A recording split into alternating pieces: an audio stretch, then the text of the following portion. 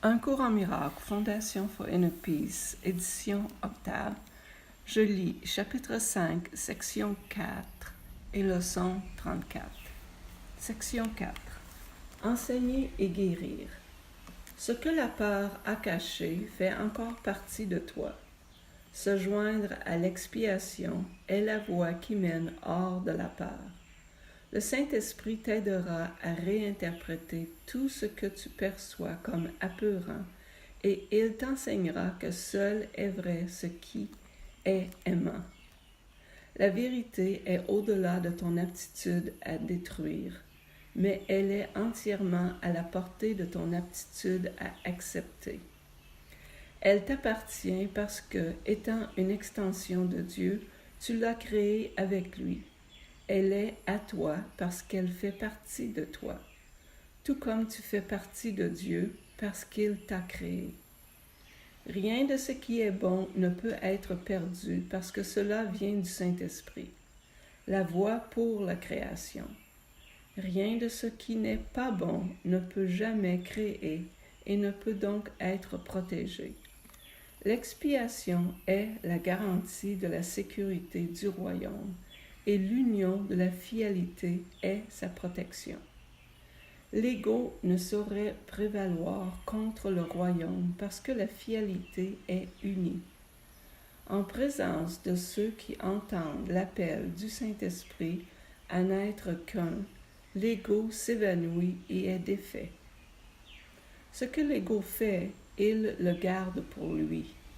Ainsi, il est sans force. Son existence n'est pas partagée. Il ne meurt pas. Il n'est simplement jamais né. La naissance physique n'est pas un commencement, c'est une continuation. Tout ce qui continue est déjà né. Cela augmente quand tu es désireux de rendre la partie de ton esprit qui n'est pas guérie à la partie supérieure, le rendant indivisé à la création. Je suis venu pour te donner le fondement, ainsi que tes propres pensées puissent te rendre vraiment libre. Tu as porté le fardeau d'idées non partagées qui sont trop faibles pour augmenter, mais les ayant faites, tu ne savais pas comment les défaire. Tu ne peux pas annuler seul tes erreurs passées. Elles ne disparaîtront pas de ton esprit sans l'expiation, un remède que tu n'as pas fait. L'expiation doit être comprise comme un pur acte de partage. C'est ce que je voulais dire lorsque j'ai dit qu'il est possible, même dans ce monde, d'écouter une seule voix. Si tu fais partie de Dieu et que la filialité est une, tu ne peux pas être limité aux soins que voit l'ego. Toute pensée aimante tenue dans n'importe quelle partie de la fidélité appartient à chaque partie. Elle est partagée parce qu'elle est aimante. Partager, c'est la façon dont Dieu crée, qui est aussi la tienne. L'ego peut te garder en exil hors du royaume, mais dans le royaume même, il n'a aucun pouvoir. Les idées du pur esprit ne quittent pas l'esprit qui les pense. Pas plus qu'elles ne peuvent être en conflit les unes avec les autres. Toutefois, les idées de l'ego peuvent être en conflit parce qu'elles surviennent à différents niveaux et incluent aussi des pensées opposées à un même niveau. Il est impossible de partager des pensées qui s'opposent les unes aux autres. Tu ne peux partager que les pensées qui sont de Dieu et qu'il garde pour toi. Or, en cela consiste le royaume des cieux. Les autres restent avec toi jusqu'à ce que le Saint-Esprit les ait réinterprétés à la lumière du royaume, les rendant elles aussi dignes d'être partagées. Lorsqu'elles ont été suffisamment purifiées, il te laisse les donner. C'est la décision de les partager qui est leur purification. J'ai entendu une seule voix parce que j'ai compris que je ne pouvais pas expier pour moi seul. Écouter une seule voix implique la décision de la partager, enfin de l'entendre soi-même. L'esprit qui était en moi est encore irrésistiblement attiré vers chaque esprit que Dieu a créé, parce que l'entièreté de Dieu est l'entièreté de son Fils. Tu ne peux pas être blessé et, à ton frère, tu ne veux rien montrer sauf ton entièreté. Montre-lui qu'il ne peut pas te blesser et ne lui fais aucun reproche, sinon c'est à toi-même que tu le fais. C'est ce que signifie présenter l'autre joue. L'enseignement se fait de plusieurs façons, par-dessus tout en donnant l'exemple. L'enseignement devrait être guérison, parce que c'est un partage d'idées, et c'est la reconnaissance du fait que partager des idées, c'est les renforcer. Je ne peux pas oublier mon besoin d'enseigner ce que j'ai appris qui a surgi en moi parce que je l'ai appris. Je fais appel à toi pour enseigner ce que tu as appris, parce qu'en le faisant, tu pourras t'y fier. Rends-le fiable en mon nom, parce que mon nom est le nom du Fils de Dieu. Ce que j'ai appris, je te le donne librement, et l'Esprit qui était en moi se réjouit quand tu choisis de l'entendre.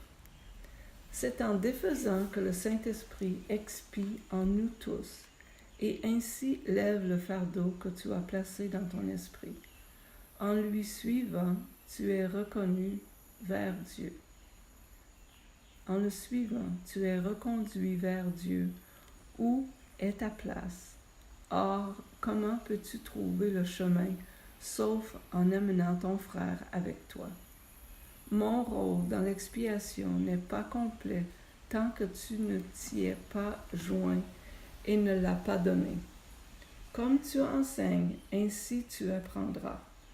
Jamais je ne te délaisserai ni t'abandonnerai, parce qu'en t'abandonnant, je m'abandonnerai moi-même et j'abandonnerai Dieu qui m'a créé. Tu t'abandonnes toi-même et tu abandonnes Dieu si tu abandonnes n'importe lequel de tes frères.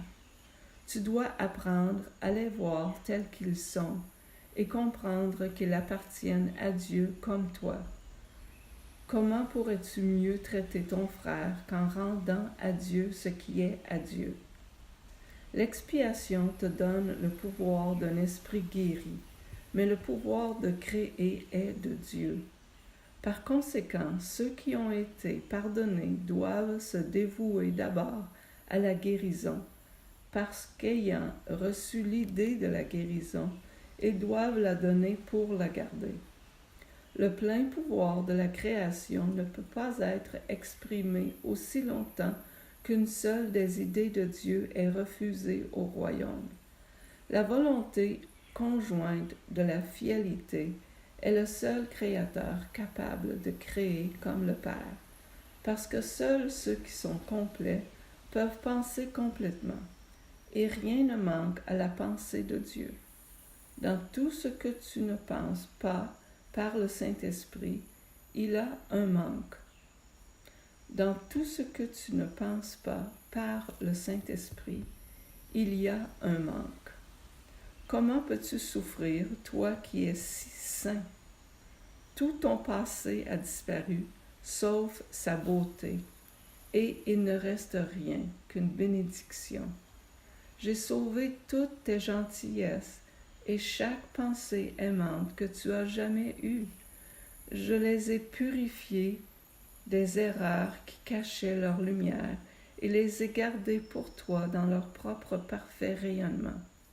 Elles sont au-delà de la destruction et au-delà de la culpabilité. Elles sont venues du Saint-Esprit en toi, et nous savons ce que Dieu crée est éternel. Tu peux certes t'en aller en paix parce que je t'ai aimé comme je me suis aimé moi-même. Tu vas avec ma bénédiction et pour ma bénédiction.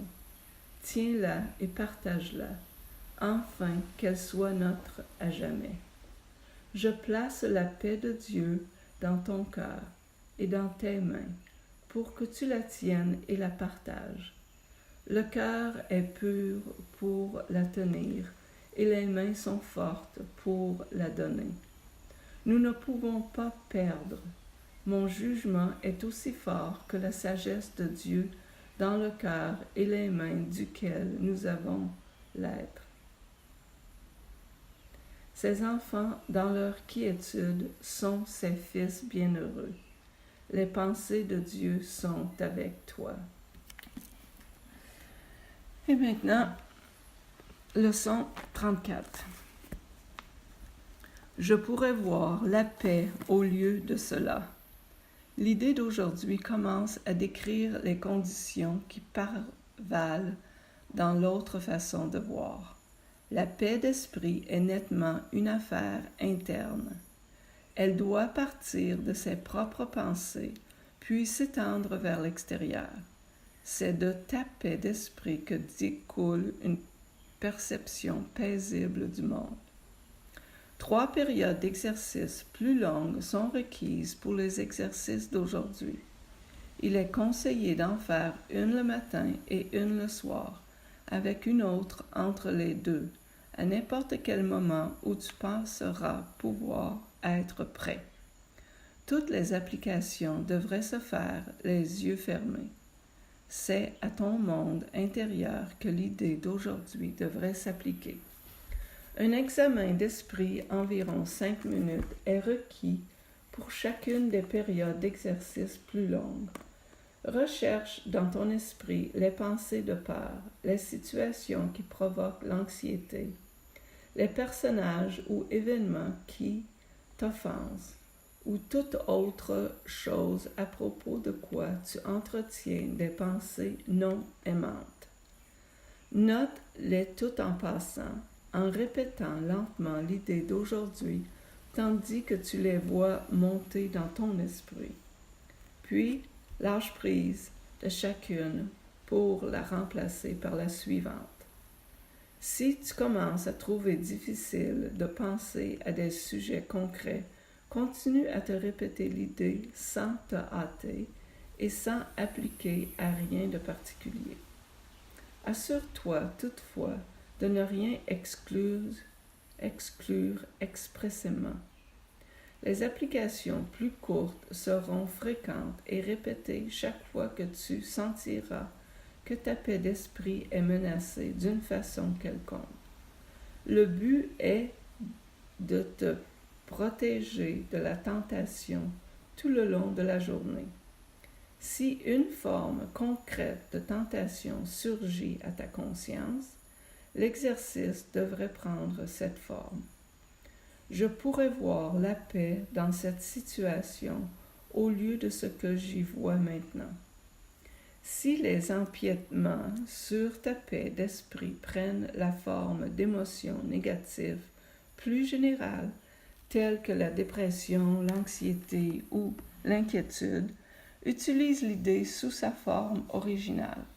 Si tu vois que tu as besoin de plus d'une application pour l'idée d'aujourd'hui, pour t'aider à changer d'esprit dans un contexte précis, essaie de consacrer quelques minutes à répéter l'idée jusqu'à ce que tu ressentes quelque soulagement.